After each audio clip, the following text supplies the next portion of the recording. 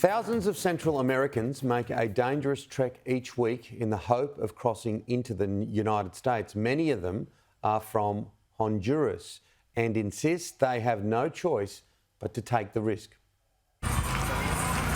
Twin 17-year-olds Gerardo and Celine were born and raised in Choloma, Honduras, in a gang-run neighborhood in one of the most dangerous countries in the world.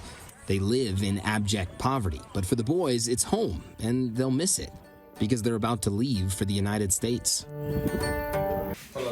At the bedroom they share, they show us their new prized possessions, the brand new shoes they'll use to make the minimum 1,500-mile journey to the U.S., mostly on foot.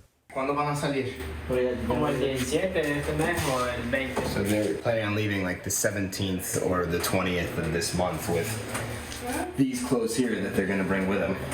Pues mal se siente uno porque Gerardo says it feels terrible because we're going to leave my mother, but we have no future here. They'll join the tens of thousands of other Hondurans who've streamed into the U.S. this year, leaving behind one of the poorest countries on Earth. Northward migration isn't new, but the conditions forcing people to flee, arguably, have never been worse. Starting with twin Category 4 hurricanes that made landfall late last year just 2 weeks apart, utterly decimating this region. People lost everything, and half a year later, hardly anything is back to normal. ¿Cómo están? We meet a family who built a makeshift shelter on top of their old home after it was subsumed by mud during hurricane flooding. Perdimos todo, entonces. We lost everything, says this man. I want to leave because I can't find a job. There's no support from the government. And just up the street, we meet another family, another home wiped out during the storm. ¿Y has recibido algún tipo de apoyo del gobierno? Nada. Water leaks right through the walls of their shelter, made of old doors and tarps. They sleep on mattresses that are on a dirt floor in a house made out of makeshift supplies. We're desperate, he tells us. We don't have a choice, saying he'll soon be forced to migrate north too.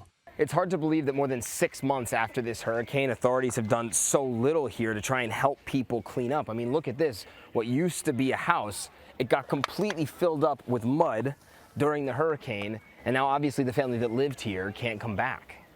In response, the government told CNN they have been making repairs, giving us this video of some of their work. They said repairs like this take time and that back-to-back hurricanes would be difficult for any country to deal with. Critics, though, from citizens to NGOs, say their efforts haven't been nearly enough. And making the recovery worse, all this damage came during a different kind of storm, the pandemic.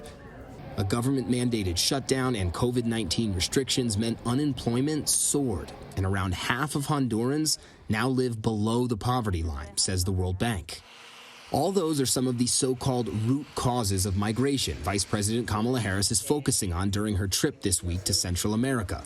Across the region, people leave for all kinds of reasons. Government corruption everywhere. There's a food shortage in Guatemala, chronic violence in El Salvador, and government repression in Nicaragua, just to name a few. And in Honduras, it's often a lack of opportunity. If they had more opportunities, people wouldn't have to leave this country, says this local priest. And that's just it. So many people we spoke to, like the twin brothers, don't want to leave. But with no work and just a 6th grade education, they say they don't have any other choice. Their mom, though, doesn't want them to go. Crying, she says, what can you do? It hurts that your children leave. You don't know if they will return or not, but there's no other option. For now, they'll take the time they have with each other. Because in a few days, the boys will likely end up here.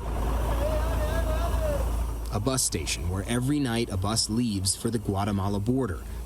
From there, many make a reluctant walk north. This family of 4 plans to do just that. We can't take it anymore, this dad says, saying there's no jobs or good education for his kids. We've got no other option but to leave. And so if there's one thing we've learned on this trip, all politics aside, if you want less migrants to come to the U.S., there has to be reasons for them to stay.